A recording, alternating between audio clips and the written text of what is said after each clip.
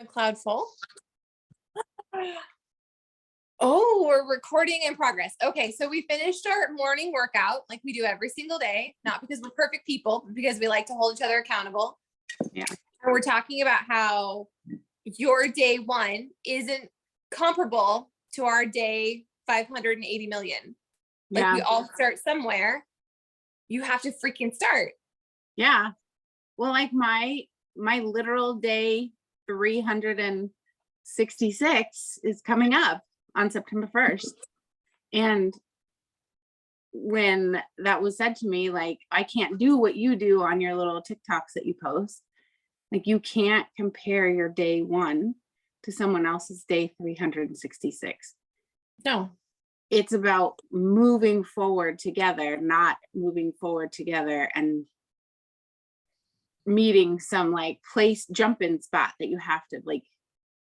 Well, it's never, ever, ever, ever all or nothing. Like you don't decide one day, okay, I'm going to do all the things and then you do it. No, like you make one decision, preferably small, and then you allow that to compound and you figure it out as you go. Cause we all fail. We all mess up. That's part of it. Like you have to figure out how it works for you.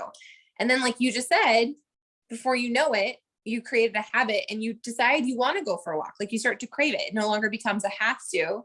It's I get to do this because it makes me feel good.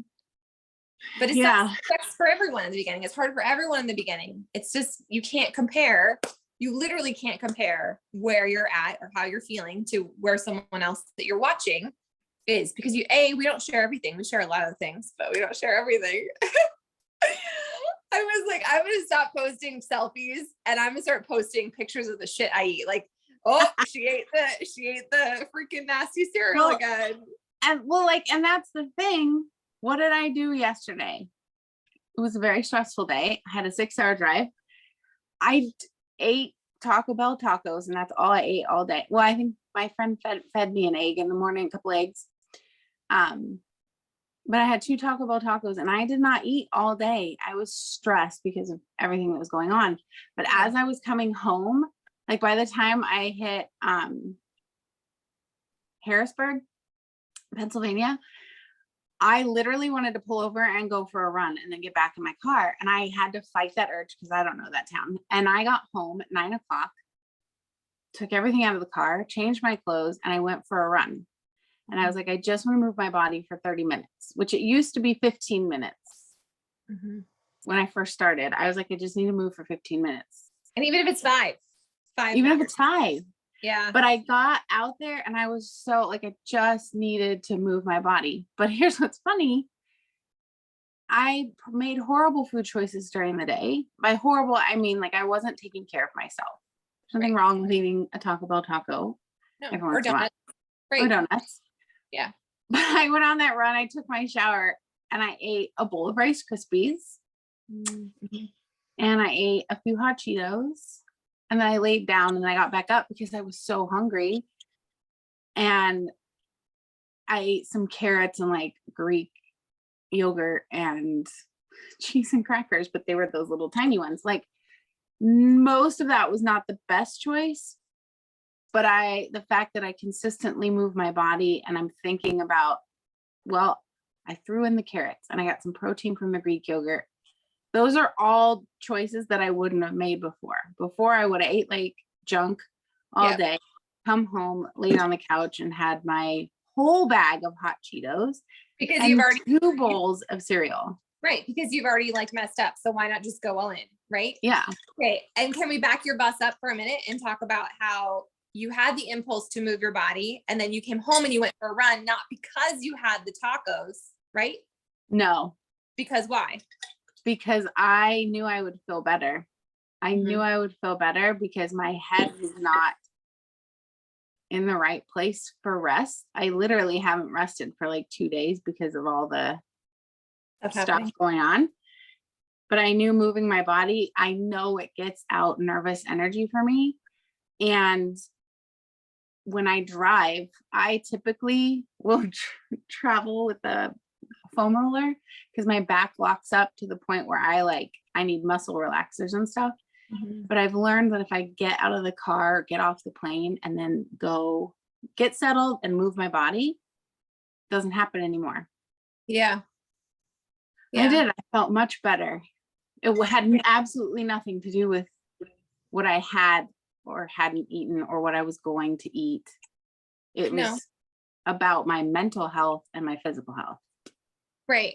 And it's because you've created the habit, like over the years, over the days, months, weeks, years, like you've created that habit. And instead of associating like, oh, I ate the thing and now I have to punish myself, it's like, I need to change my physical state and I know I'll feel better. I don't necessarily need another Frappuccino or donut to make me feel better. But in the beginning, you don't believe that. And so people will listen to us and be like, roll their eyes and say, oh, you're just crazy.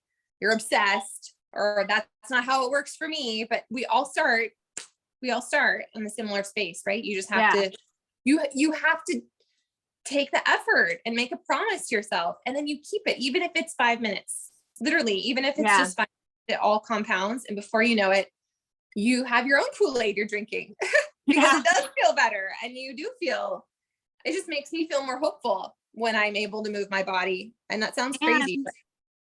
The fact that we surround ourselves with people who feel the same way and have similar struggles. Our struggles are not the same, but they're similar. Right. The fact that we show up together every day, I'm not kidding. If I would not be here if it wasn't for all of us that show up every day. I showed up today because you texted me last night. Sarah, I'm going to call myself out right now. I saw that text message last night. I knew. I did not read that text message delivered. because I was like, I can't lie. Okay, I have this thing, like I cannot lie. I cannot lie. So therefore I will avoid. And last night I was like, oh, I don't know if I can do that in the morning. Sure you can. And then I woke up to your text and I was like, I need to show up. Like they're going to be there. And one of the thoughts was, what if she's all alone? And I didn't want you to be all alone. And it was just that you were texting me, but like the fact that you were texting me got me there, but also the thought of what if one of our friends showed up and no one was on Zoom? I'd be so sad. I work out 70% of the time. I show up. I work out because I want to once I'm there, but I show up probably 70% of the time because my friends are there. And I've surrounded myself with people who have the same vision for themselves. Well, and we've all become friends. We weren't showing up because we were friends. Like we decided we were going to hold each other accountable. And then you become friends. Like it's really cool. See, if I get on and no one's on, it doesn't make me sad. I just have a really hard time staying honest and being accountable because I'll be like, well, no one's here. So I'm going to go throw that load of laundry in. Oh shit. I need to look that up on Amazon. Oh, I need to do this. And before I know it, I've squirreled and I've wasted my entire block of time. And then that creates like shame and then more procrastination for me. So like, I need that morning Zoom. It's not, I think people see us talk about it and I think it's a social hour. It's really not. There's some days where we do chat like now, and there's other days where it's literally like, hi, we take a picture and then we all mute and do our own thing. Yeah. And it's your own thing. It could be stretching. It could be yoga. It doesn't have to be what we're doing. It's just that accountability. There's power in accountability. And I really wish more people would take advantage of it because we know we're products of that. Like it's a game changer.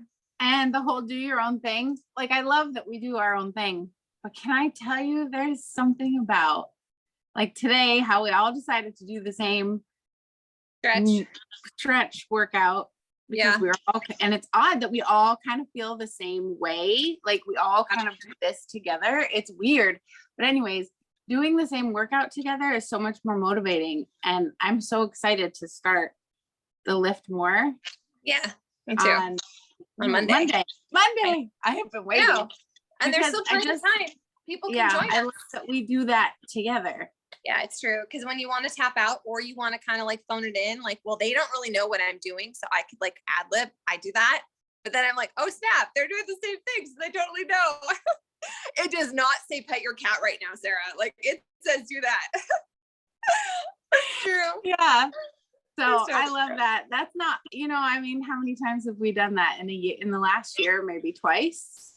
Yeah, not very often. but it's But it is, so it fun. is when we do. it's very strange because we're all, I mean, there's a handful of us that always show up, but we're all in different time zones. We're in different Mhm. seasons. Like I mean, Carol Ann works nights as a nurse. Yeah. And yet, like you said, like we kind of echo where we're all at in seasons. I just think it's very interesting. Yeah. We're not robots. We're not all doing the exact same thing, but I don't know, we just connect. I love it. I love it so much. Yeah. All right. Well, I'm glad that we recorded this little chat. I'm going to share it with people because, you watch things and you have this idea in your head of what is actually happening. And I just want people to know that we are real people, imperfect people working on our journeys. And, it's not a secret club and it's not a group of besties. Like we've become really good friends because we're all on a similar journey, but other people you're welcome. It's not some kind of weird clicky thing. Yeah. Right. Yeah. And what's also interesting is I feel like, I don't know about maybe Rachel so much, but like definitely like you and I feel like Carol Ann, I feel like we were all in periods of transition where we were feeling maybe not lost or lonely, but somewhere in that realm. Yeah. And it's interesting that you can find connection. Like the three of us had never physically been together until last month. Yeah. But to find that connection, like, what if we had not jumped on Zoom, Right. What if I hadn't made that decision? Like, where would I be? Where would my mental state be right now? I don't know. Well, I think it's nice to. Yeah. Well, first of all, can we look at your arm right now? Are you going to go move a car? Like, look at how buff you look. No, it's starting to like. I'm such an introvert in real life. Yeah. Like I'm such an introvert in real life. And I like this because it feels kind of safe, like we're in our own secret spaces. And it's community. It's community and accountability. So, All right. Well, we should get off. Go for a walk. And I think you need to go lift some stuff. Yeah. All right. Well, I'll see you tomorrow. Tomorrow morning, 8 a.m. Mountain Standard Time. Yeah. Right? All right. Have a good one. Thanks. Bye.